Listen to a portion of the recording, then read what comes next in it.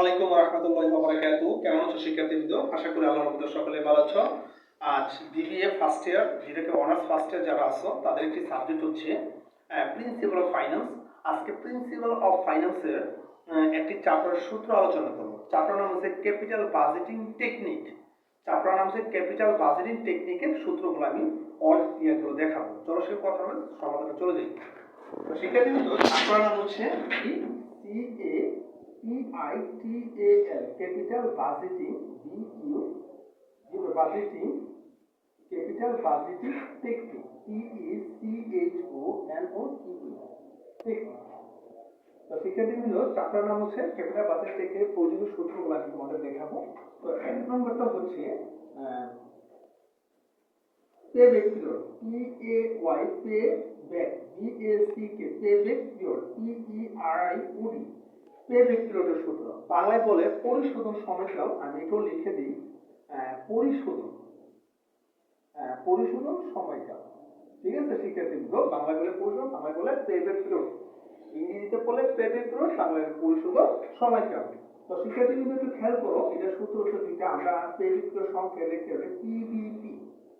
PB সূত্র হচ্ছে এটা হচ্ছে NCO NCB NCB। যদি এটা সমান থাকে, আমি একটু বলে দিলাম এখানে বাংলায় বললাম, সমান থাকলে তাহলে পে ব্যাক পিরিয়ড সূত্র হতে পারে এটা NCO NCB। আর এটা দুই নম্বর সূত্র হচ্ছে আবার একবার PBP। দুই নম্বর সূত্র হচ্ছে A প্লাস তারপর লিখবো NCO CD। এটাকে বলে অসমান। যদি অসমান থাকে, অসমান বলতে বছরের টাকা এককালীন মানে এক বছর এত টাকা, 2 বছর 3 বার, মানে বছর টাকা ভাঙে দেওয়া থাকবে, তখন সূত্র হবে এটা। তারপর শিক্ষার্থীবৃন্দ 2 নম্বরটা চলে আসো।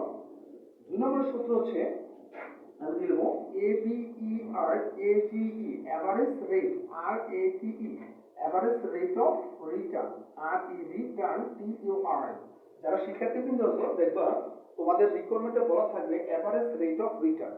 এটার সূত্রটা হচ্ছে আমি তোমাদের দেখাবো, আর এটা সংক্ষিপ্ত রূপ হচ্ছে ARR average rate of return. ARR এর সূত্র হচ্ছে ক্যালকুলেট শিখার জন্য ABERAGE এভারেজ EAT তারপর ABERAGE average investment BEST average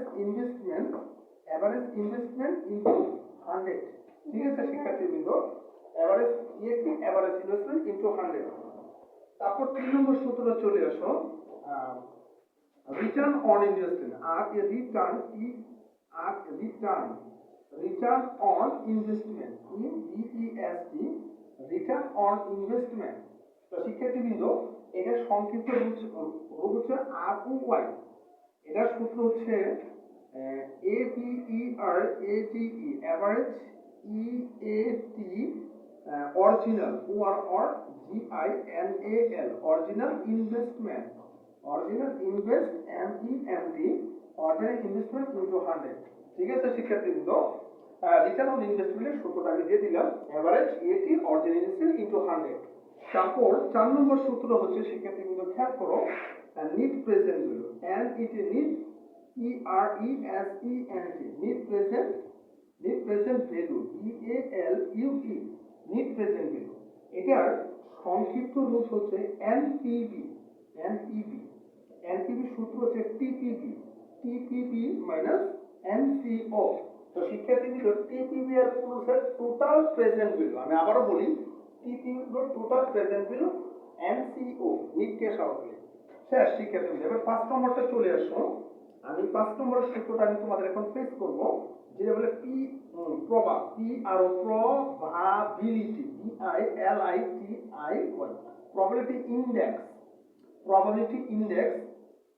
probability ইন্ডেক্সের এটা সংক্ষিপ্ত রূপ হচ্ছে PI সূত্র হচ্ছে লিখবা TPB NCO। ঠিক আছে শিক্ষার্থীবৃন্দ, PI সূত্র TPB NCO মানে টোটাল প্রেজেন্ট গুলো নিট ক্যাশ আউটলে।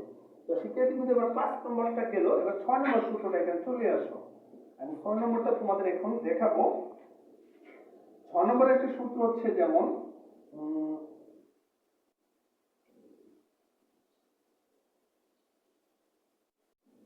রিটার্ন আর রিটার্ন অন ইনভেস্টমেন্ট, এটা তো আমরা দিয়ে ফেলাম আইআরআর, INTER, ইন্টারনাল। ঠিক আছে শিক্ষার্থী, internal rate of return, rate of return, RETOR, return. সবসময় আইআরআর, আইআরআর সূত্র হচ্ছে A plus C minus D into B minus A. তো শিক্ষার্থী ইন্টারনাল রেট অফ রিটার্নের সূত্র হচ্ছে A plus C minus D B minus কি এ। ঠিক আছে শিক্ষার্থীবৃন্দ, তো দ্যাট মিন্স এই চ্যাপ্টারের ফুল জিনিসে এই 6টা সূত্র তোমাদের জন্য জাস্ট এনাফ। এই 6টা সূত্র যদি তোমরা মনে রাখতে পারো, এই 6টা সূত্র দিয়ে তোমাদের এই chapter fully fill up complete. ঠিক আছে শিক্ষার্থীবৃন্দ, তো আজকে শুধু এই সূত্র ক্লাসটা আমি তোমাদের দিলাম, আগামী ক্লাসে আমি তোমাদের ম্যাথ টপিক আলোচনা করবো। তোমরা দেখতে পাচ্ছ, তো ঠিক আছে এই পর্যন্ত এমন করো, আগামী ক্লাসে নতুন কোনো এই চ্যাপ্টারের ম্যাথ নিয়ে আলোচনা করবো। আচ্ছা এই পর্যন্ত থাকো।